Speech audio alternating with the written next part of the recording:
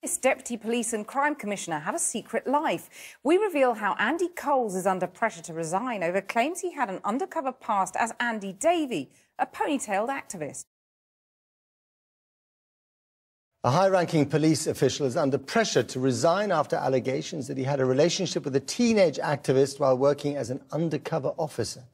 The now Deputy Police and Crime Commissioner for Cambridgeshire, Andy Coles, is accused of grooming the 19-year-old as part of efforts to infiltrate the animal rights movement in the 1990s. She's now planning to sue Scotland Yard. Here's our senior Home Affairs correspondent, Simon Israel.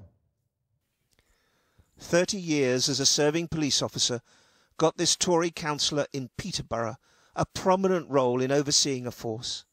Andy Coles was appointed Deputy Police and Crime Commissioner for Cambridgeshire last July. His CV impressed, his experience valued. I don't know very many other people that have the level of experience I've had within policing and can bring it to an oversight role. Yet some of his police past involved covert operations, and now disparate features have come together to reignite the scandal of undercover officers and intimate relations with activists they were spying on. The new accusation is that the Deputy Commissioner was also one of them, and part of an elite Metropolitan Police unit known as the Special Demonstration Squad back in the 90s. This photo is allegedly of him undercover, using the names Andy Davy or Andy Van, and taken when he had allegedly duped a 19-year-old animal rights campaigner into a sexual relationship in order to infiltrate the movement. I think I was targeted by him because I was younger than the others and because I think I was vulnerable. I feel like I was groomed, like I was targeted by him. It was a deliberate thing. I think I couldn't...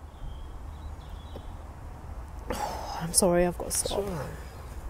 Jessica is not her real name, and we have agreed not to show her face or reveal her identity. It's 24 years since her relationship ended with the man she knew as Andy Davy. She says she now knows who he really is. I think it's shocking that he's gone on after what he did to me, that he's gone on to be such a public figure, as though he didn't think this was ever going to come out, or that he just not care. The trail that led to Andy Coles was followed by the Undercover Research Group, but it started with his brother's memoirs, where Reverend Richard Coles, a BBC radio presenter, described his brother's vocation.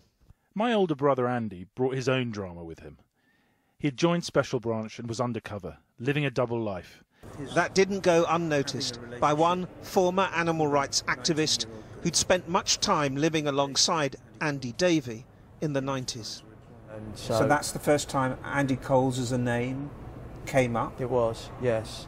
From that book? From his brother, his older brother, yeah, putting it in his biography. It wasn't just the book. Paul Gravett, on the left of this photo, had in the past campaigned alongside other undercover officers who have since been exposed, such as Bob Lambert, seen here on the right. I first found out, or came to the conclusion about Andy, as long ago as like about 2012, because by then we knew that Bob Lambert had been a spy and what he'd done. And so by piecing together how he acted in that group, the tradecraft of the Special Demonstration Squad, I was able to pinpoint successors. Part of the police tradecraft back then was to establish intimate relationships, which in some cases led to the fathering of children with the unsuspecting partners. Other activists described Jessica and Andy, seen here among Hunt saboteurs at a meet, as having a loving and intimate relationship. But she says she was told many lies, including his age. Why do you say you feel as if you were groomed?